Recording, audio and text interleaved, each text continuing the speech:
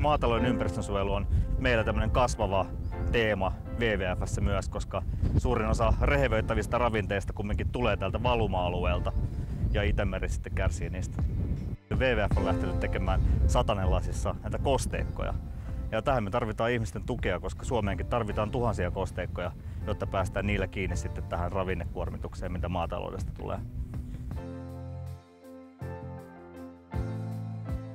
No, maatalousympäristöstä tämmöiset niin sanotut kosteikot on kuivatettu pois aikojen myötä ja sitten nämä ojat onkin aika lailla suoria tuolta pelloilta tuonne mereen ja vesistöihin. Ja kosteikot rakennetaan näihin ojiin tämmöisiksi isommiksi vesialtaiksi, jossa sitten veden virtaus hidastuu niin paljon, että siinä olevat ravinteet ja kiintoaine pystyy laskeutumaan pohjaan.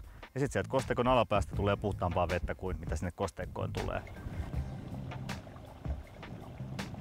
Kosteikkotyössä just innostaa eniten se, että me ollaan saatu aidosti hyvä toimiva suhde maanviljelijöiden kanssa. Et aikaisemmin tässä oli tämmöinen vastakkainasettelu ympäristön suojelun ja maanviljelijöiden kanssa. Mutta kun molemmilla on ihan samat tavoitteet kumminkin. Me halutaan, että täällä olisi kotimaista tuotantoa, suomalaista ruokaa, ja me halutaan tehdä se mahdollisimman vähän ympäristöä kuormittavalla tavalla. Eli meillä on ihan samat tavoitteet ja nyt me ollaan löydetty vielä samat keinotkin. Me ollaan yhdessä palauttamassa näitä kosteikkoja niille alueille, mistä ne on kuivatettu aikoinaan pois. No, mehän ostettiin tämä 2006 tämä tila ja silloinkin tietysti oltiin hirveän paljon puhuttu julkisuudessa Itämeren tilasta ja nähtiin näillä rinnepelloilla, että esimerkiksi syyssateiden aiheuttama eroosio lisääntyi tosi paljon. Eli kaikki nämä sateet, mitä paljaaseen maahan tulee, ne vie helposti pintamaata mennessään. Ja se tietysti lisää sitten sekä ravinteiden huuhtoutumista mereen että myöskin kiinteän maa-ainekseen. Ja ne on niin sellaisia asioita, että me ajateltiin, että ehkä näillekin niin jotain voisi olla tehtävissä tällä omalla pienellä panoksella.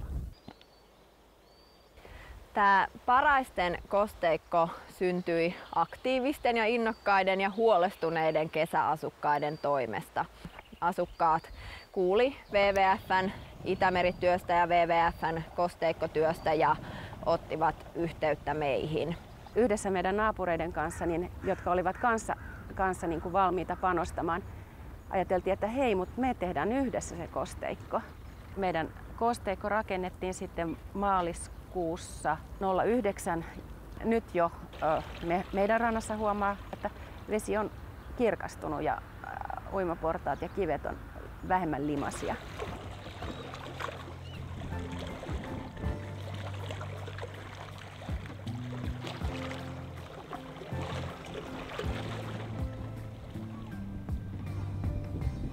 Tämän veden puhdistumisen lisäksi niin se on eläimille kauhean mukava paikka sillä tavalla, että se on kohtuullisen iso yhtenäinen alue, jossa on vettä. Että siellä käy yöllä paljon eläimiä ja sitten päivisinkin melkein kun aina kun menee sinne, siellä on jotain lintuja pysähtymässä. Että siinä mielessä se on aivan oma asiansa vielä, se tulee niin kuin plussana.